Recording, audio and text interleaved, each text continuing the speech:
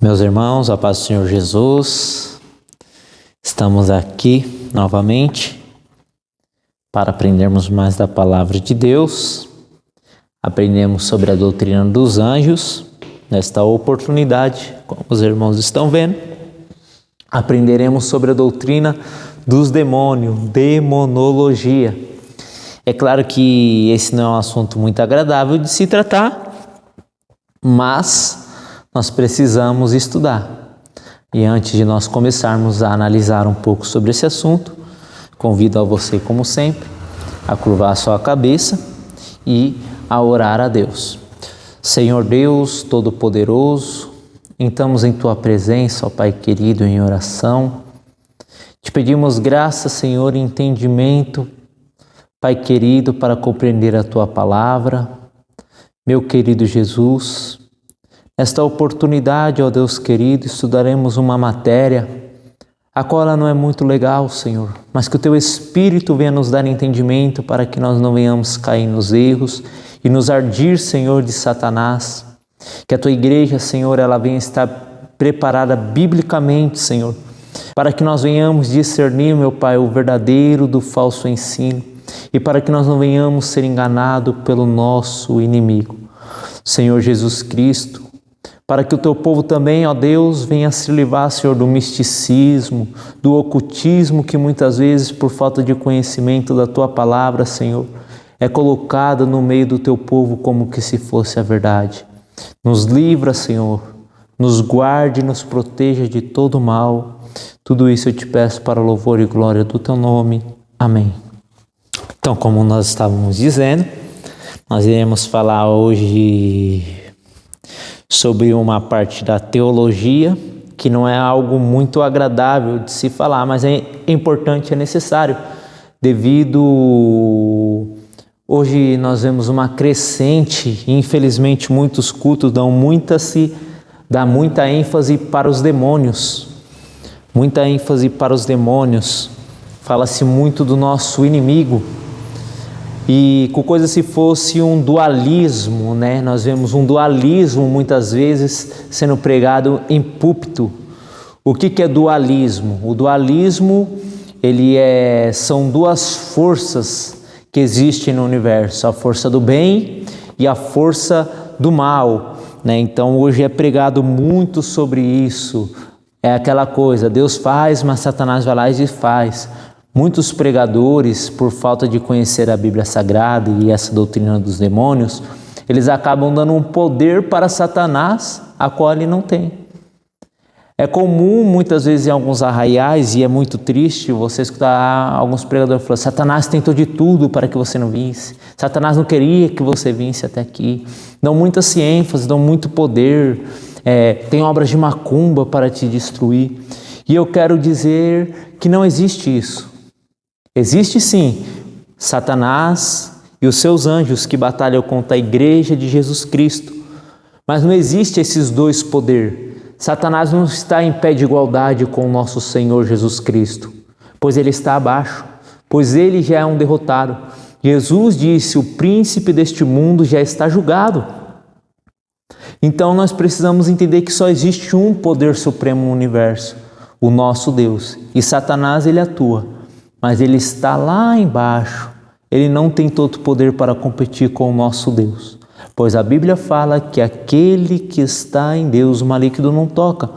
Então é um erro quando as pessoas colocam Satanás em pé em igualdade, como se fosse esse dualismo, essas duas forças que têm os mesmos poderes e ficam competindo. Não, só existe uma única força, porque o nosso Deus, ele é todo poderoso. E nós conseguimos encontrar isso no Evangelho de Lucas, capítulo 11, o versículo 21 e o versículo 22. Nós vamos ver que só há uma força que rege o universo, que Satanás não está em pé de igualdade com Deus, mas ele já é um derrotado. Olha o que nós encontramos no Evangelho de Lucas, capítulo 11, versículo 21 e o 22. Olha o que está escrito: Jesus ele expulsa um demônio. Eles vão acusar Jesus de ser o príncipe dos demônios. Jesus ele fala que um reino dividido ele não pode subsistir. Então Jesus vai falar que ele é o valente.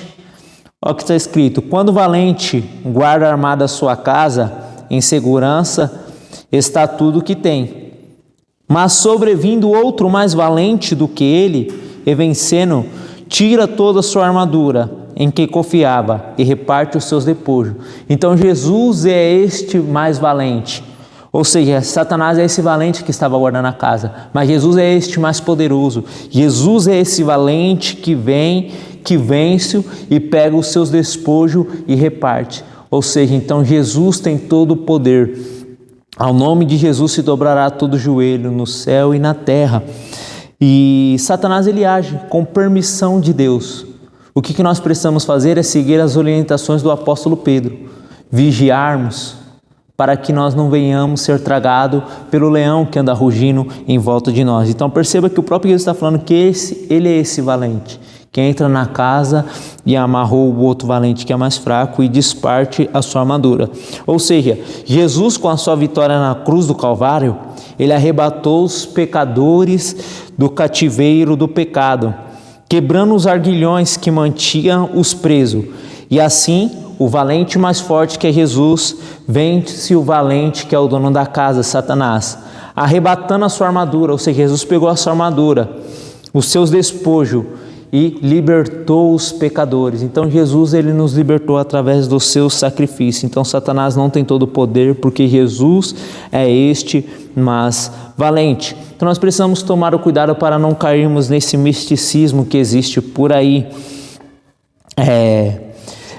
E o nosso país ele é influenciado por causa disso. Nós sabemos que nós somos um país colonizado pelos portugueses. E os portugueses que chegam aqui para colonizar o nosso país, eles são os católicos, podemos dizer, os católicos, ou no termo popular, roxo, ou os católicos extremados.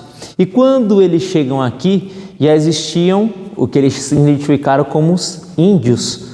Os índios, que a religião se chama shintoísta, né? Então eles já eram místicos. Então perceba que já vem o catolicismo, mistura com o shintoísmo, e eles também trazem os escravos, os africanos, que também já tinham as suas crenças. Então nós vivemos nessa mistura, né? Essa mistura dessas religiões, desse misticismo que existe no nosso Brasil. E se o servo e a serva de Deus, eles não conhecerem a palavra, eles acabam pecando, eles acabam errando. E principalmente quando nós falamos das forças das trevas, colocando e delegando um poder que ela não tem, colocando ela talvez num nível até superior, devido a esse misticismo, esse ocultismo e esse misticismo que tem no nosso país. Então é por isso que nós precisamos estudar a palavra. Jesus mesmo que diz: conhecereis a verdade vos libertará. Então a palavra de Deus, ela nos liberta. Nós já entendemos que Jesus, ele é esse valente mais forte que entrou e amarrou esse valente que era dono da casa. Ou seja, então Satanás não está em pé de igualdade. O que nós precisamos fazer? Não subestimar e vigiar, mas nunca delegar um poder a qual ele não tem. Ou seja, agora nós vamos estudar um pouco, vimos essa introdução rápida, vamos estudar um pouco agora sobre o episódio da queda. A Bíblia não deixa claro quando ocorreu a queda de Satanás.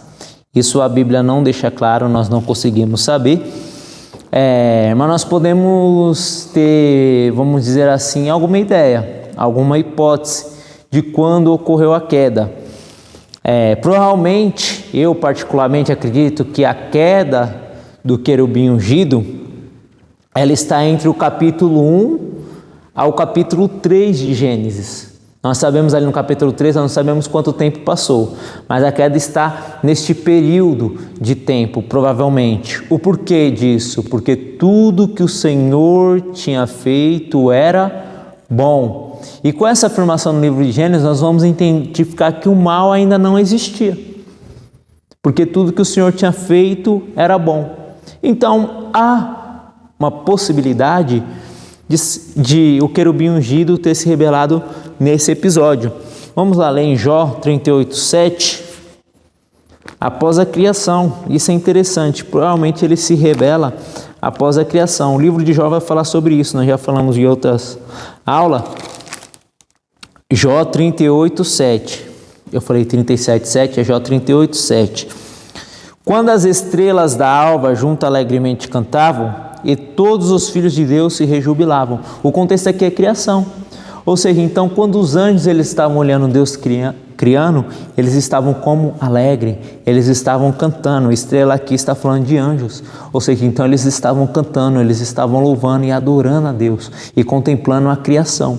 Então, perceba que também não há registro de queda aqui. Então, há possibilidade da queda do querubim ungido ter ocorrido após toda a criação, porque tudo que o Senhor tinha feito era bom. Então, há essa possibilidade. E nós temos alguns textos na Bíblia, eu costumo falar que é um quebra-cabeça, que nos dá alguma ideia sobre esse assunto da queda. Vamos ver primeiro Ezequiel, capítulo 28, versículo 11 ao 17. É claro que muitos irmãos eles vão entender que esse texto de Ezequiel não está falando da queda de Satanás, mas esse texto de Ezequiel ele está falando da queda do rei de Tiro, né? Então ele está falando por figura de linguagens. Eu entendo aqui como uma profecia de dupla referência. O que seria uma profecia de dupla referência? Quando nós estudamos profecias, nós aprendemos sobre isso. O que é uma profecia de dupla referência? É algo que está se referindo, vamos dar um exemplo, que nem aqui no caso ao rei de Tiro, da queda do rei de Tiro e também a queda do querubim ungido. É uma profecia de dupla referência.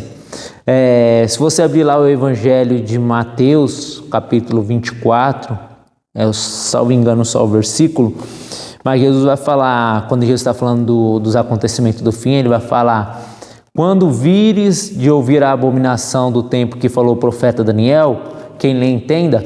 Então Jesus está falando que é ali do anticristo, mas ali é uma profecia dita para referência. Por que Jesus cita o profeta Daniel? Porque ele está falando de algo que aconteceu, que foi com Antíoco Epifânio, e que também está para acontecer, que é o anticristo, que Antíoco Epifânico é um tipo de Cristo. Se você abrir o Evangelho de Lucas, capítulo 4, você vai ver que Jesus, quando ele entra na sinagoga, ele vai abrir um rolo do profeta Isaías e ele vai começar a ler: o Espírito do Senhor está sobre mim e me ungiu para pregar as boas novas, por libertar os cativos, dar vista ao cego. E perceba que Jesus ele não cita toda a passagem de Isaías. Ele para. Por que ele para? Porque ele é uma profecia de dupla referência. A outra parte não aconteceu. Está entendendo? Então, uma profecia de dupla referência é algo que pode estar se referindo a algo que vai acontecer, que está para acontecer. Ou que aconteceu e que também vai acontecer. É o caso aqui do texto de Ezequiel 28, do versículo 11 ao 17. Então, vou estar lendo aqui.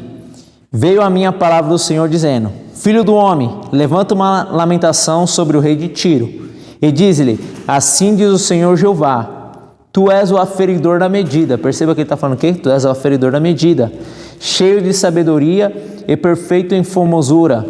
Estavas no Éden, no jardim de Deus. Toda a pedra preciosa era a tua cobertura: a sardônica, o topázio, o diamante, a turquesa, o ônix, o jaspe, a safira, o carbúnculo, a esmeralda e o ouro. A obra dos teus tambores e dos teus pífaros estava em ti. No dia em que foste criado, foram preparados. Tu eras um querubim ungido para proteger, e te estabeleci no monte santo de Deus. Estavas no meio das pedras afogueadas, andavas. Perfeito era nos teus caminhos, desde o dia em que foste criado, até que se achou iniquidade em ti. Então perceba que aqui é uma profecia de dupla referência, que está se referindo a um ser humano, mas também está se referindo a um querubim ungido. E eu não entendo aqui como figura de linguagem, porque nós encontramos algumas coisas aqui que ela nunca na Bíblia é atribuída a um ser humano. Começar pelo versículo 12: tu eras o aferidor da medida.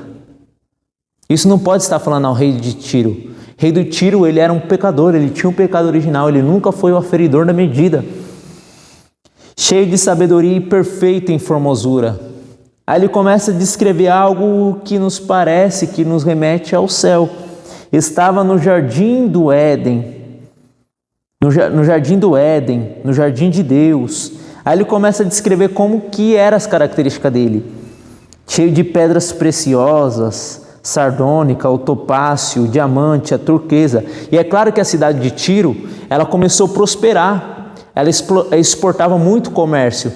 Então, provavelmente, o que o Ezequiel está querendo mostrar? Uma comparação de como o querubim ungido era com aquilo que a cidade de Tiro ela estava passando, porque eles eram exportadores e principalmente eles trabalhavam com essas pedras preciosas. Mas o que eu quero que os irmãos entendam é que o versículo 13 não dá para nós colocar isso como se fosse um ser humano. Mas olha o versículo 14, tu eras um querubim ungido. Não tem como nós entendermos um querubim ungido atribuído a um ser humano. Não temos como nós entender um querubim ungido como atribuído a uma figura de linguagem. Então, o que eu entendo aqui? Que Deus, o Espírito Santo, inspirou o profeta Ezequiel para comparar o pecado do rei de Tiro com o pecado do querubim ungido. Aqui ele fala, perfeito era em teus caminhos. O rei de Tiro nunca foi perfeito, como eu já disse, ele tinha o pecado original. Mas o querubim ungido, ele era perfeito antes de se rebelar. Então o rei de Tiro, ele se ensoberbeceu. Nós vamos ver que o pecado de Lúcifer foi se ensoberbecer. Então aqui é uma profecia de dupla referência. Devido a essas características que eu acabei de apontar para os irmãos, elas não dá para ser atribuído para um ser humano. Você analisa na sua casa se tem como atribuir isso para um ser humano. Vamos lá para Isaías 14, versículo 11 ao versículo 15. Isaías, o profeta Isaías, capítulo 14. Vamos lá, versículo 11 ao versículo 15. Já foi derribada, e aqui também alguns vão falar que é só atribuída a Babilônia, ao rei de Babilônia, Nabucodonosor. Eu entendo que aqui também é uma profecia dita para referência. Está falando do rei da Babilônia e também a queda do querubim ungido. Vamos lá. Já foi derribada no inferno a tua soberba com o som dos teus aluades. Os bichinhos debaixo de ti se estenderão, e os bichos te cobrirão. Como caíste do céu, ó estrela da manhã, filho da alva, como foste lançado por terra, tu que delimitavas as nações. E tu dizia no teu coração, eu subirei ao céu, acima das estrelas de Deus exaltarei o meu trono, e no monte da congregação assentarei, na banda dos lados do norte.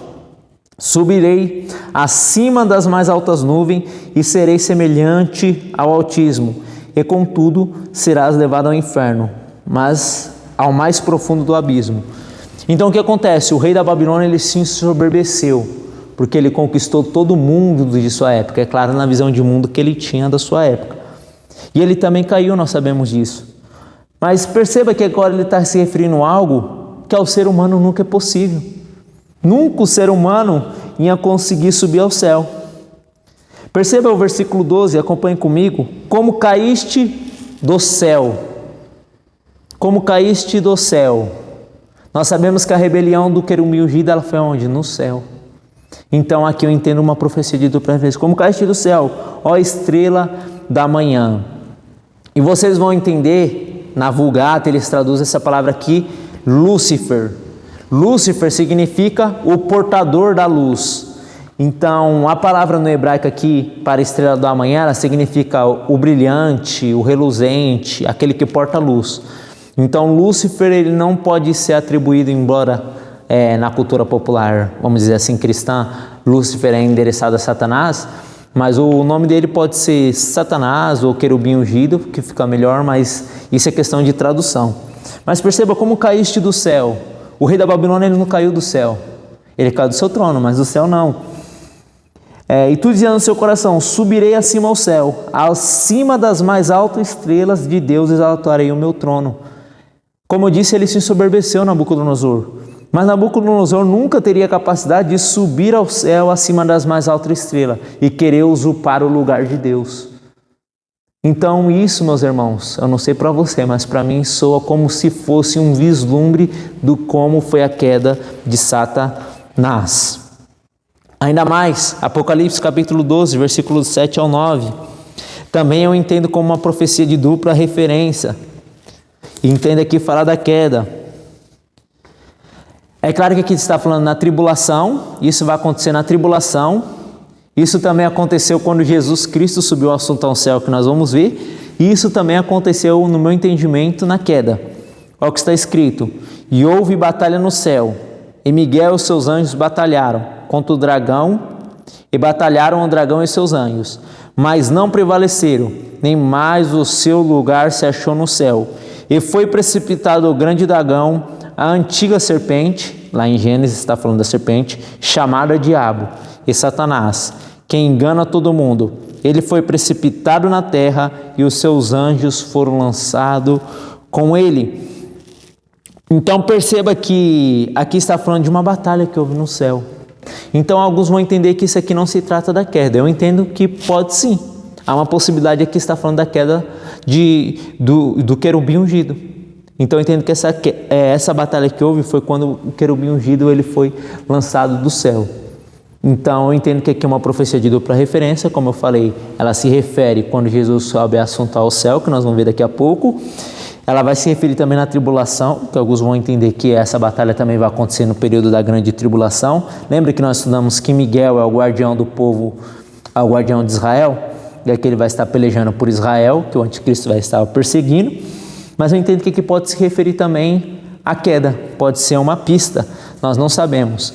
E qual foi o pecado de Satanás? Ao que tudo indica foi a soberba. 1 Timóteo capítulo 3, versículo 6. 1 Timóteo capítulo 3, versículo 6. Olha o que está escrito: não neófito, para quem soberbecendo não caia na condenação do diabo. Então o que parece? No momento da história que nós não sabemos, Lúcifer se ensoberbeceu, ou seja, se orgulhou. E todos aqueles que se orgulham, Deus abate, né? E ele os textos que nós lemos, parece que ele quis tomar o lugar de Deus. E ele tentou convencer os anjos a seguir ele. Alguns anjos não seguiram, outros seguiram e foram lançados na terra, uma terça parte. Então com isso nós entendemos o que pode ser a queda. Com esses textos que nós falamos, talvez tenha ficado um pouco claro de como aconteceu. É claro que não sabemos o episódio, a data, mas ele se rebelou, ele se ensoberbeceu e quis tomar o lugar de Deus. Então o seu pecado foi a soberba. E agora nós iremos ver agora um pouco mais sobre Satanás e seus demônios. O evento da queda transformou o querubim em Satanás. Deus não criou um demônio, Deus criou um anjo. E por que ele virou o demônio?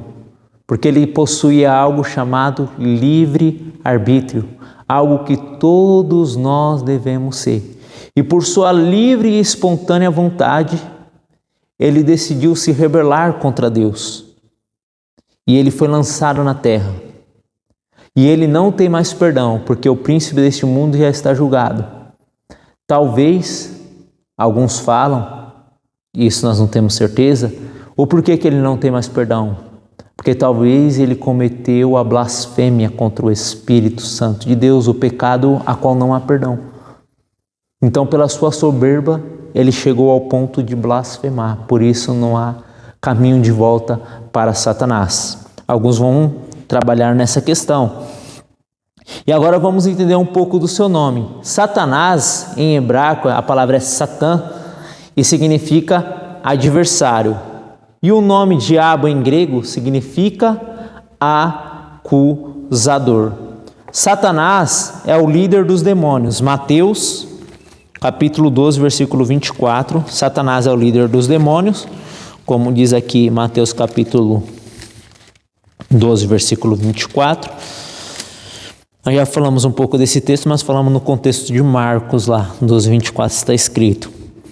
Mas os fariseus, ouvindo isso, dizia: este não expulsa os demônios, senão por Belzebu, príncipe dos demônios. Então Satanás é o maioral. Ele também é identificado como o grande dragão, a antiga serpente, como nós vimos em Apocalipse capítulo 12, versículo 9. pai da mentira. Jesus chamou ele de pai da mentira. Esses são alguns nomes que Satanás tem. Pai da mentira. O Evangelho de João, capítulo 8, versículo 44. Então Satanás é o maioral, ele é o chefe, o nome dele é Grande Dragão, Antiga Serpente. E agora vamos ver quem são os demônios. Os demônios são os anjos decaídos que seguiram Satanás na sua rebelião. Vamos lá para Apocalipse, de novo, capítulo 12, versículo 9. Então Satanás é o chefe e os demônios são aqueles que o seguem. E foi precipitado o grande dragão e a antiga serpente, chamado o diabo, e Satanás, que engana todo mundo. Ele foi precipitado na terra e os seus anjos foram lançados com ele. E aqui é anjos no sentido de anjos mau. Ou seja, então Satanás na rebelião, ele levou uma terça parte dos anjos, como está no versículo 4 do capítulo 12 de Apocalipse. E a sua cauda levou após si a terça parte das estrelas. As estrelas estão falando de anjos, as estrelas do céu. E lançou sobre a terra. E o dragão parou diante da mulher, que havia, esse aqui está falando de outra coisa, de dar a luz, para que dando ela luz, lhe tragasse seu filho. Então perceba que Satanás na rebelião, ele leva essa terça parte. Essa terça parte são os demônios, são aqueles que o seguiam. E a Bíblia fala que os demônios, eles são espíritos imundos. Vamos lá para Atos do Apóstolo, capítulo 8, versículo 7. A Bíblia chama eles de espíritos imundos. Atos 8, 7, está escrito. Deixa eu só achar aqui o versículo. Pois que os espíritos imundos saíam de muitos que tinham clamado em alta voz, e muitos paralíticos e coxos eram curados. Ou seja, então eles são espíritos imundos, ou demônios mesmo. Lucas, capítulo 9, versículo 1. Outro texto para os irmãos consultar é Lucas 11, do 24 ao 26, que vai chamar eles também de espíritos imundos. Tem outros nomes, mas é claro que vocês vão fazer um exercício. Então, Lucas, capítulo 9, versículo 1. São outro nome dos demônios. Está escrito: e convocando os seus 12 discípulos, deu-lhes a virtude e o poder sobre os demônios. Então esses demônios são os anjos decaídos que seguiram Satanás. Então nós já vimos que o nome de Satanás significa adversário, em grego o acusador. Vimos que ele tem alguns nomes que a Bíblia indica. Ele é o líder e os demônios são aqueles que o seguiram. Mas agora eu quero trabalhar uma questão um pouco complicada, mas que os irmãos precisam ter essa informação. Primeiramente, Satanás, ele não está no inferno. Satanás, ele não está no inferno. Ele foi precipitado na terra. Nós lemos um texto, e o grande dragão, a antiga serpente, chamado Diabo e Satanás, foi precipitado na terra junto com os seus anjos. Então, ou seja, o seu lugar, ele foi precipitado na terra, então ele não está no inferno. Vamos lá ler o livro de Jó, capítulo 1.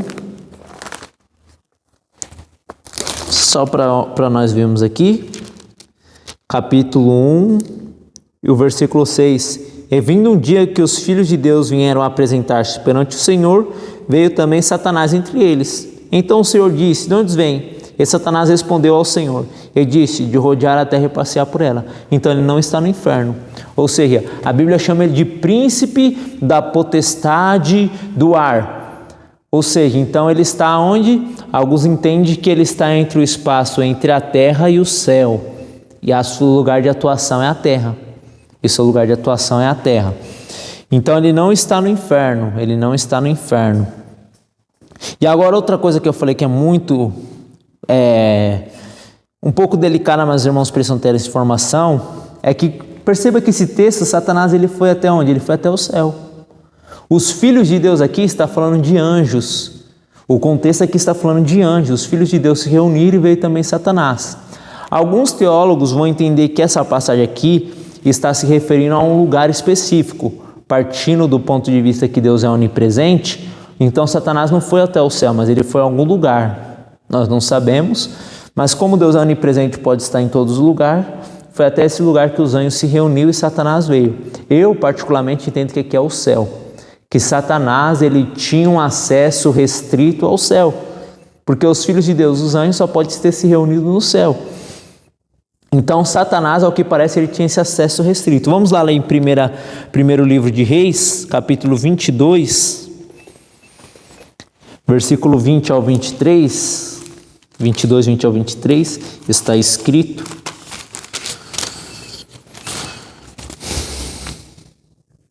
E disse ele, vamos ler o versículo 20 ao 23 do capítulo 22. E disse o Senhor: quem induzirá Acabe a que suba e caia em Ramote de Gileade? E um dizia desta maneira e outro de outra. Qual que é o contexto aqui? Acabe e Josafá se juntam, vai ter guerra, e agora ele manda chamar um profeta, e ele fala: os profetas que vêm profetizavam bênção para Acabe, e vem um profeta chamado Micaías, que falou que o rei ia morrer. E agora mostra uma imagem que é no céu. Perceba que Deus está no céu e se reúne os anjos.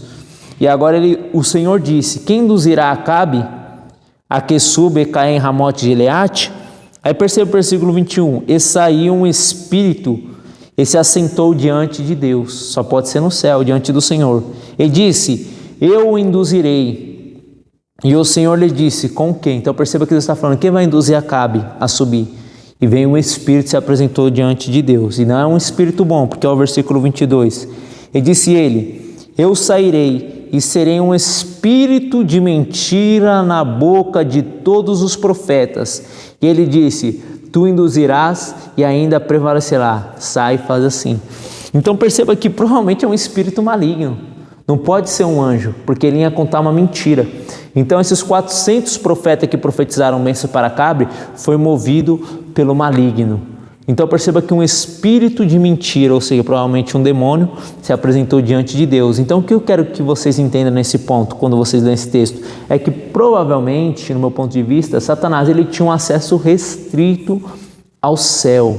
Ele tinha esse acesso restrito ao céu. Vamos ler outro texto? Apocalipse, de novo, capítulo 12. Apocalipse, capítulo 12.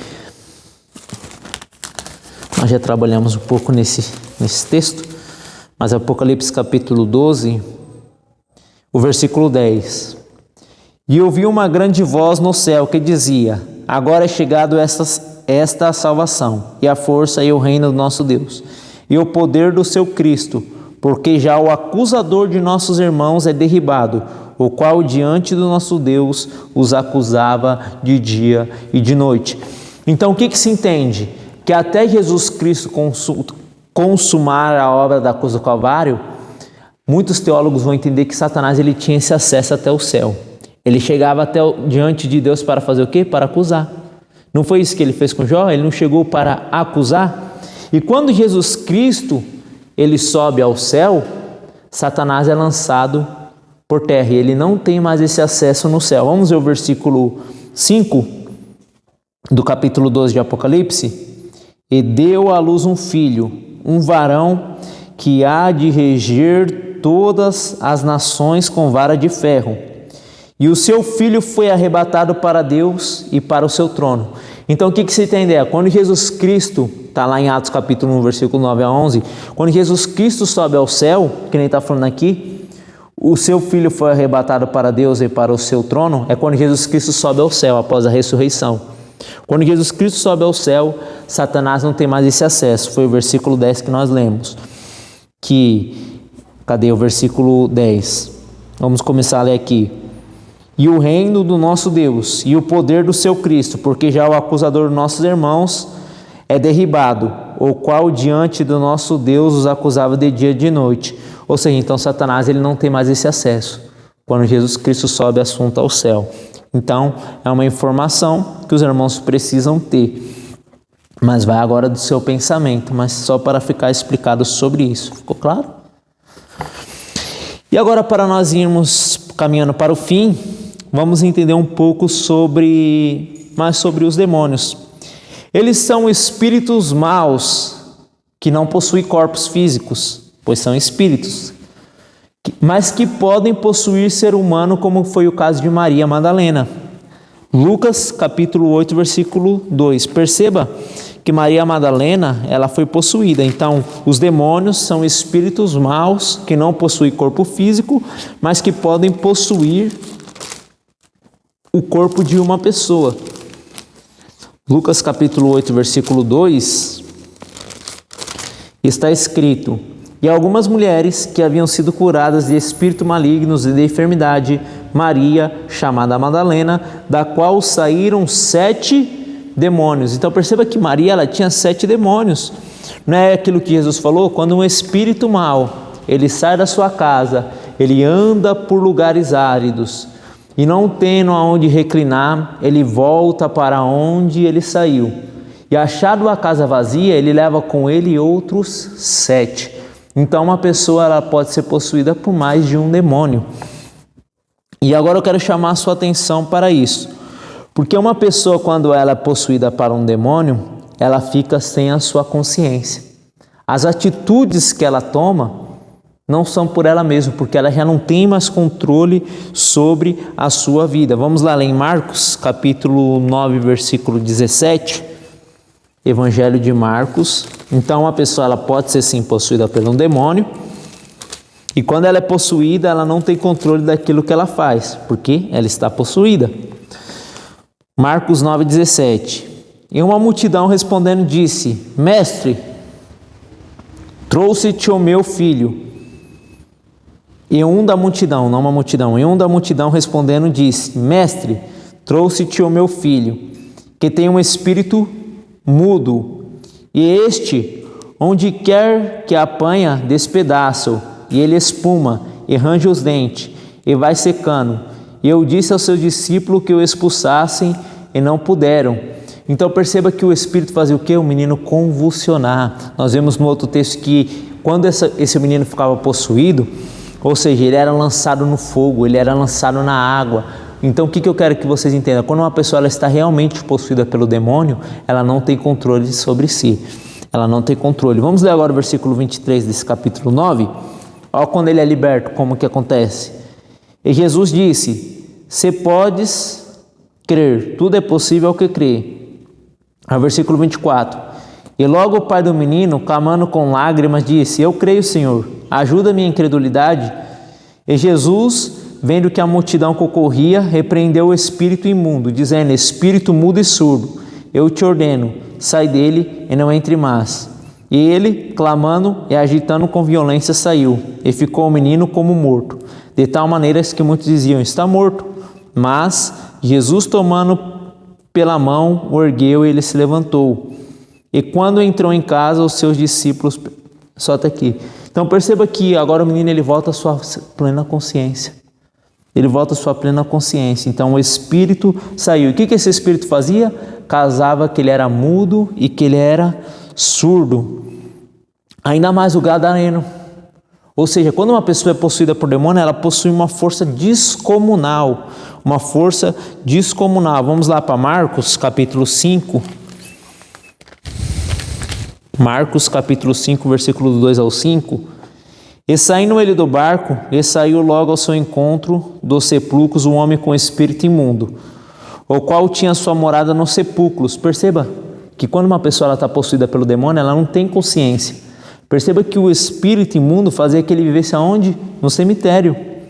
E nem ainda com cadeias podia alguém prender, ou seja, ele era acorrentado, mas ele quebrava as correntes. Uma pessoa possuída, ela possui uma força descomunal. Porque tendo sido muitas vezes preso com grilhões e cadeias, as cadeias foram por eles feitas em pedaços, e os grilhões em migalhas, e ninguém podia o amansar. Perceba que era uma pessoa indomável. E andava sempre de dia e de noite, clamando pelos montes e pelos sepulcros, ferindo-se com pedra. Uma pessoa em sã juízo, ela nunca vai se ferir com pedra, mas uma pessoa possuída, ela faz isso porque ela está possuída. E se você continuar lendo, você vai ver que depois que Jesus liberta ele, ele fica são. Ou seja, voltou à sua lucidez, o demônio foi embora. Então essas são algumas ações malignas que acontecem numa vida de uma pessoa possuída. Uma força descomunal, ela não faz o que ela quer. Perceba que aquele garoto, ele era mudo e ele era surdo, mas na verdade era o demônio que provocava isso nele. E ainda mais, Os demônios, eles não podem possuir crente, mas eles podem influenciar, como é o caso de Pedro. Pedro, ele foi influenciado, ou seja, nós possuímos o Espírito Santo, então não há possibilidade de Satanás nos possuir. Infelizmente, como eu disse, por alguns desconhecer isso, fala que crente está endemoniado. Crente não fica endemoniado, irmão. Quem mora em nós é o Espírito Santo. O nosso corpo é templo do Espírito Santo. Ele pode sim, se nós não vigiarmos, nos influenciar, que nem foi o caso do apóstolo Pedro. Mateus 16, 22, 23. Mateus 16, 22, 23. Está escrito: E Pedro, tomando parte, começou a repreendê-lo, dizendo: Senhor, tem compaixão de ti, e de modo nenhum te aconteça isso. Ele, porém, voltando-se, disse a Pedro: Para trás de mim, não Pedro, mas para trás de mim, Satanás.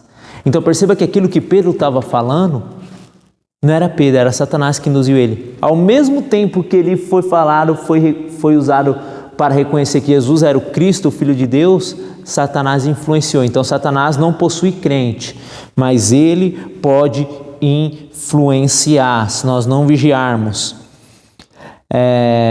Por isso que Pedro nos orienta em 1 Pedro capítulo 5, versículo 8. E também os demônios, eles podem causar enfermidade. Vamos lá, Lucas, só para nós ler mais um texto. Lucas capítulo 13, versículo 11. Evangelho de Lucas capítulo 13, versículo 11. Está escrito: E eis que estava ali uma mulher que tinha um espírito de enfermidade. Havia já 18 anos e andava curvada e não podia de modo algum se endireitar. Ou seja, então quem causava que ela andasse curvada? O espírito imundo. Mas é bom que se diga que nem toda doença é provocada por Satanás. Nem toda doença. A doença, ela veio pelo pecado original. Então todos nós ficamos doentes. Não significa que você ficou doente, ou que na pandemia muitos falou, se você pegar Covid, você está em pecado, agora Deus vai mostrar. Não, nós estamos sujeitos a tudo. Mas Satanás, ele pode sim provocar uma doença, como foi o caso dessa mulher, como foi o caso daquele menino, ele era mudo. Era uma deficiência, era uma enfermidade. Mas não significa que todas as pessoas que são assim é obra do inimigo. Então, com isso, nós terminamos por aqui a doutrina dos demônios. Eu só quero ler mais um texto aqui. Terminamos não. Mais dois textos que são importantes. Esqueci de falar. Eles ainda podem operar sinais miraculosos. Sinais miraculosos. Então, nós precisamos tomar cuidado. Nós estamos vendo algumas ações de Satanás. Nós vimos que ele pode possuir as pessoas, pode ser mais de um demônio. Nós vimos que ele não possui crente, mas pode influenciar. Nós vimos que uma pessoa possessa de Satanás, ela fica sem controle, uma força descomunal. E agora nós vamos ver que eles podem operar sinais miraculosos. Apocalipse capítulo 13, versículo 13. Apocalipse capítulo 13, versículo 13. E faz grandes sinais, está falando da segunda besta. A segunda besta é o falso profeta, é o líder político, e as obras que ele faz é por Satanás. E faz grandes sinais, de maneira que até fogo faz descer do céu à terra, à vista dos homens. Se hoje chega um suposto profeta e faz descer fogo no céu, vai todo mundo seguindo. Então perceba que essa segunda besta, que é o falso profeta, ele faz descer fogo do céu. Então nós precisamos tomar cuidado que nem toda cura, ela vem de Deus. Nem toda cura, ela vem de Deus. Perceba que o próprio Satanás aqui, por intermédio da segunda besta, que é o falso profeta, está fazendo sinais miraculosos. Esse falso profeta é um homem. E muitas pessoas hoje estão iludidas porque estão vendo sinais, mas não é nós que devemos seguir os sinais. É ao contrário, a Bíblia fala que os sinais nos seguirão. Então as pessoas estão correndo atrás de sinais, de poderes extraordinários. E precisamos buscar o discernimento do Espírito, porque Satanás, ele pode fazer sinais miraculosos. Com a permissão de Deus, ele pode operar. E se você não conhecer a Bíblia e não tiver o dom de discernimento, você pode ser enganado. E ainda mais, ele pode fazer a famosa profetada, Atos 16, 16. Muitas pessoas vão atrás do suposto profeta, preparam o banquete, deixam de congregar na igreja, deixam de ser orientado pelo pastor, pelo líder, para ir atrás do profeta. Ele tem aquilo que eu preciso, ele tem a revelação, ele vai falar algo. Toma cuidado que Satanás, ele pode falar coisas e enganar Você também, se você não conhecer a Bíblia, Atos 16:16, olha o que está escrito. E aconteceu que, indo nós à oração, nos saiu ao encontro uma jovem. O que tem de mais uma jovem? Mas que tinha um espírito de adivinhação, a qual, adivinhando, dava grande lucro aos seus senhores. Perceba que ela fazia o quê? Adivinhava todo mundo da cidade. É o suposto falso profeta que existe hoje, né? As pessoas vão atrás desse profeta porque ele gosta de revelar o futuro, do que essa pessoa está passando, e toma cuidado. Perceba que essa jovem tinha um espírito de adivinhação e ela dava lucro para os seus senhores, mas esse espírito era um demônio. Então tome cuidado com as profecias que você escuta por aí. Não deixe a sua igreja, não abandone o seu pastor para ir atrás da casa do profeta. Se o profeta não congrega em nenhuma congregação, então nem vá na casa dele. Porque se ele não congrega em nenhuma igreja, então não é um profeta de Deus, porque é um profeta de Deus mesmo que tem um ministério profético, ele vai estar ligado a uma igreja, a uma denominação, ele vai ter um pastor, ele vai ter um líder. Então toma cuidado com esses aventureiros que saem por aí, que nem tudo talvez que ele fala vem de Deus, porque essa jovem, ela tinha um espírito de adivinhação. Então agora terminamos e a lição de casa é que vocês achem 2 textos que mostrem alguma ação de Satanás que nós não lemos. Tem muitos textos, principalmente nos evangelhos, que falam sobre a ação de Satanás. E outro texto que eu quero que vocês acham é um nome atribuído a Satanás, que também nós não lemos. Então, se eu achar um texto que é de um nome atribuído a Satanás, 2 textos que falam das ações dos demônios, que nós não citamos, e por último, explicar com as suas palavras sobre o acesso que Satanás tinha restrito ao céu. O que você entendeu sobre isso? E que Deus em Cristo Jesus possa vos abençoar. Compartilhe e curte o nosso canal e se você está sem congregar, entre em contato com a gente. Teremos o prazer de te conhecer. Estamos aqui para te ajudar. Deus os abençoe.